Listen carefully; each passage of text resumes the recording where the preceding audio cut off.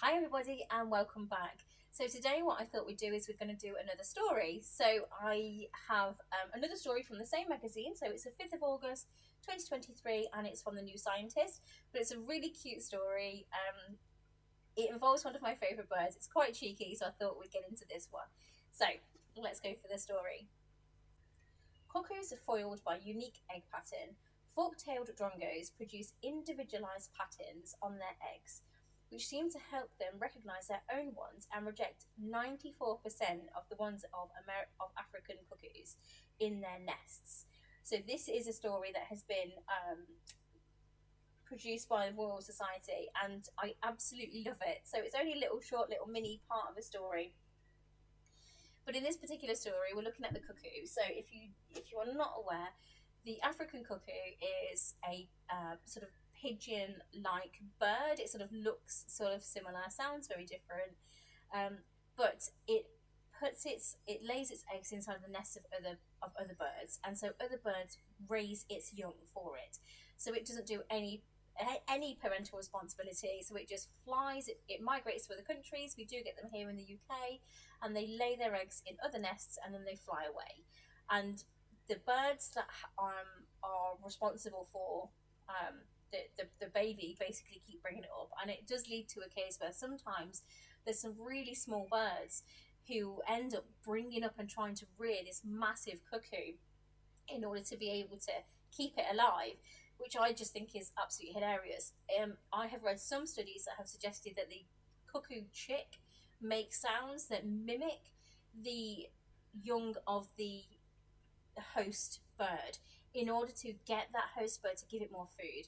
So it tends to give more of a cry that says that it's really hungry and that it's starving. Obviously, it generally is going to be a bigger bird, and so the mom thinks, "Oh, I'm raising this really big, healthy baby. I'm going to keep feeding this big, healthy baby," and that's actually to the detriment of her own chicks. So what these sort of clever birds have been able to do is they have been able to produce the um, individualized patterns on their eggs so that they are not fooled by the patterns of the cuckoos.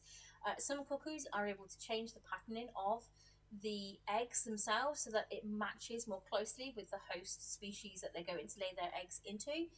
But these birds are clearly sort of changing theirs up in order for them to be able to recognize their own species.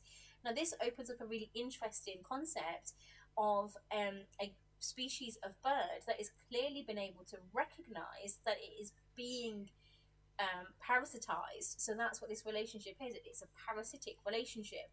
So the cuckoo is invading its nest, is placing its own egg down, and then the bird is rearing another bird's young. And these particular birds, these fork-tailed drongos, are obviously able to recognize that, and at some point in their lineage have realized that they are being targeted, and so now are putting things in place for them to be able to recognize their own eggs and discard the eggs of cuckoos so they don't end up raising a load of babies that aren't theirs.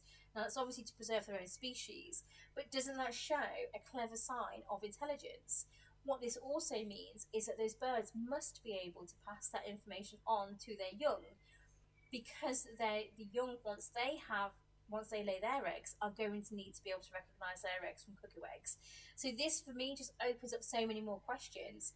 How did the birds know that they were being predated on? What are the cuckoos doing in response? Are the cuckoos going to start to change?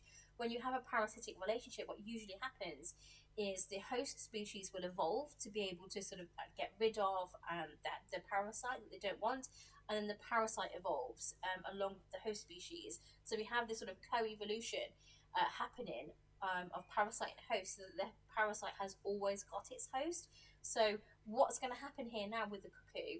Is it going to just pick another species, or is it going to adapt its egg in order to better match these drongos and to be able to still put its eggs inside of their nests?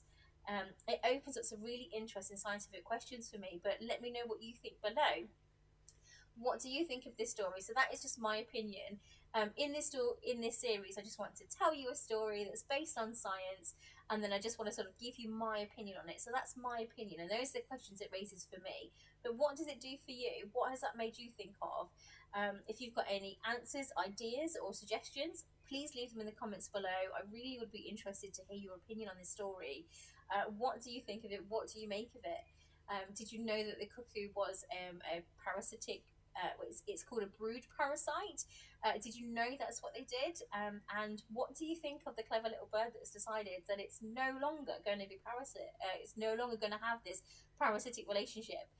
Let me know down below. Thank you so much for watching. I hope you're going to enjoy this little series of me just reading out stories to you. I hope you find it interesting, and I will see you in the next video. Thank you so much. Bye.